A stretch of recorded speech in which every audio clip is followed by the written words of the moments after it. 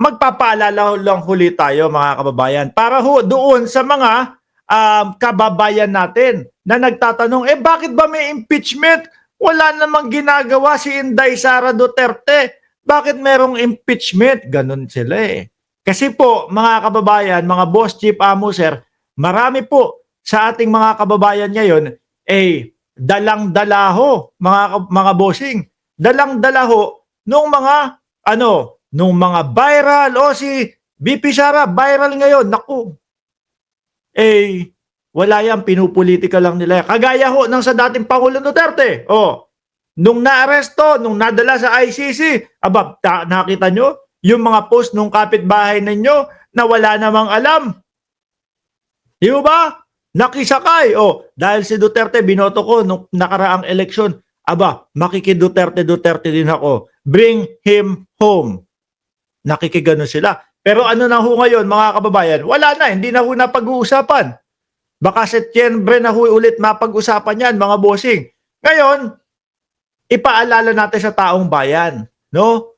Bakit gusto ng mamamayang Pilipino na ma-impeach si Inday Sara Duterte? Bakit po may hakbang, no?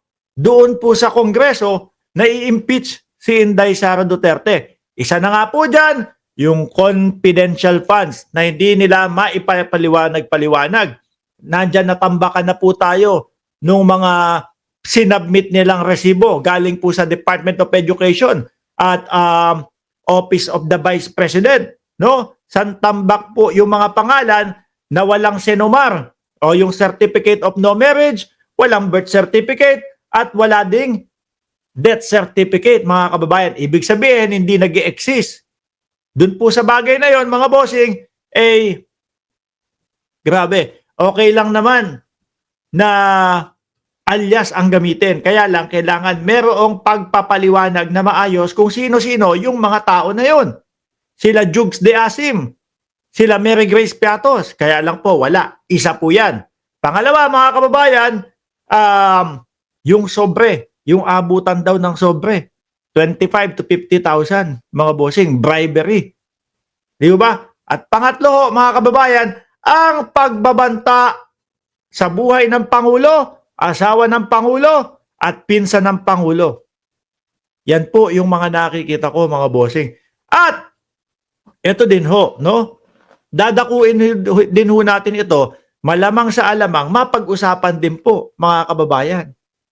Kasi parte ho ito nung hindi nila maipaliwanag na confidential funds, kaya po si Zuleika Lopez ay nalongko o nakulong doon sa oblo po ng House of Representatives, mga kababayan.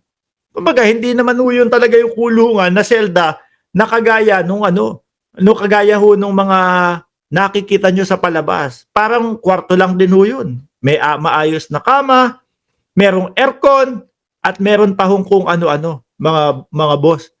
Ngayon, nakakulong. Ayaw pumayag ni Inday Sara Duterte. Pumasok doon sa House of Representatives. No? Sabi na sa kanila, bawal po. Madam, opo, vice-presidente kayo. Kaya lang, inilalagay nyo sa alanganin ang pasilidad ng House of Representatives. No? Kaya lang ayaw pumayag talaga ni BP Sara, mga kababayan. Talagang sinabi niya doon, hindi ako aalis, no? Hanggang doon na nga po, mga bossing. Doon na nag-umpisa din yung nagwawala siya doon.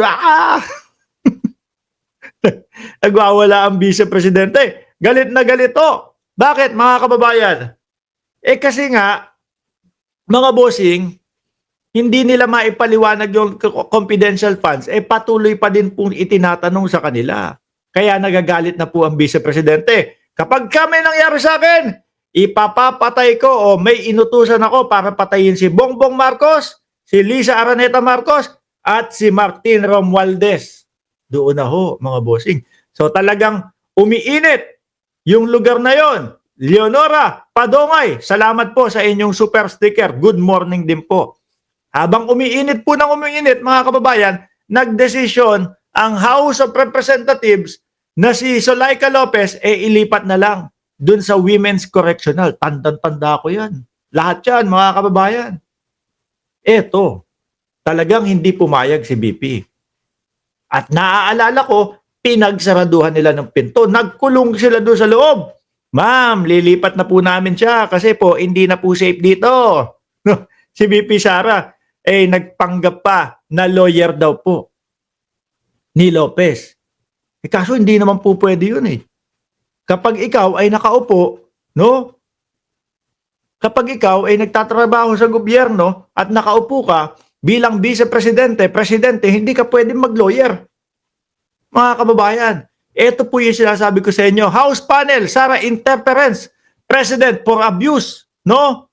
Nabanggit nga po dito na ang sinasabi ni Inday Sara Duterte, siya yung maglo-lawyer kay Zulaika.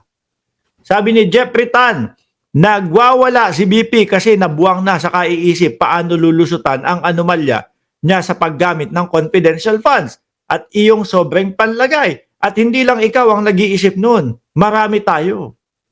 Di ba? Diyan na nga din ho, mga kababayan. Yung lumabas yung wento-wento ni Montulpo, ayan, sabi niya, magjuwa. Itong dalawa na to, si Lopez at si BP Sara. Yun yung mga natatandaan ko ho nun, mga kababayan. Di ba? Tapos kinu-question din ni Inday Sara Duterte, mga bossing, yung bakit daw merong nangyaring pagpupulong sa House of Representatives samantalang anong oras daw yun? Nakasaad dito yun, nakasulat dito yun eh. No, nakasulat dito yun. Parang pagitan ng alas 3 ng hapon hanggang alas 12 ng gabi. Bakit daw may pagpupulong pa? O yan. Saan ka nakahanap ng committee order na nangyari between 6:50 p.m. hanggang 12 midnight? Kasi mga bossing talagang sabi, Madam Vice President, makakauwi na po kayo. No? Inilalagay niyo po sa kapahamakan ang pasilidad ng House of Representatives. Kaya po, ang ginawa nila, mga kababayan, nag-meeting agad sila. Paano ang gagawin natin? Ayaw umuwi. Makulit ang vice-presidente.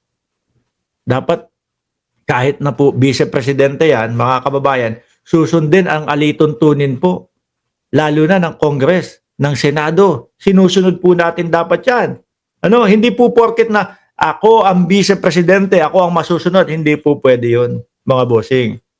Naiano ko lang, naibalik tanaw ko lang. Para naman doon sa mga kababayan natin na makikisakay, lalo na doon sa mga DDS, no? Ipaglalaban ko si Inday Sara Duterte. At least meron kayong idea kung bakit may kakaharaping impeachment ang vice-presidente. Hindi yung, viral kasi, sali ako dyan. Di ba? Viral kasi, sali ako dyan. DDS ako, bring him home. Kahit hindi naiintindihan. Makakakita ng mga balita doon sa mga kapwa nila DDS. Ganito, ganyan. Illegal ang pagkaka-aresto kay dating Pangulong Duterte. Ganun din ang sisigaw niya. Kaya lang, hindi naman alam kung ano talaga yung katotohanan. At least, eto po, kaya araw-araw tayong merong balik tanaw, mga kababayan, para dun sa mga kababayan natin. Anyway,